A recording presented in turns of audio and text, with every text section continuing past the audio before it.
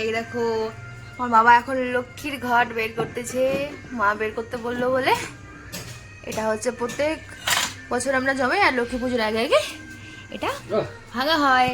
দেখো এটা আজকেটা ভাঙবো, দেখি তো কত জমা হয়েছে।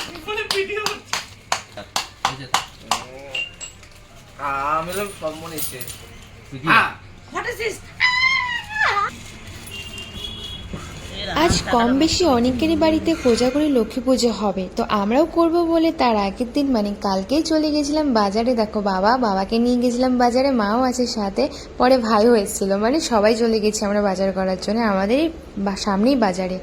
আর দেখো বাজার করতে করতে এত ভিড় যে আর থাকতে পারছি না, তাড়াতাড়ি করে বাজার কেনাকাটি করা হলো। আর এখানে পদ্মফুলের তো দাম বলোই না, এত দাম পদ্মফুলের, কাকিমার এক্সপ্রেশন দেখলে বুঝতে পারবে 1 টাকাও কম করছিল না। তারপর বাড়িতে চলে আসি, বাড়িতে আসার পরে বাবা মাইকে দেখো গোছাগুছি শুরু করেছে।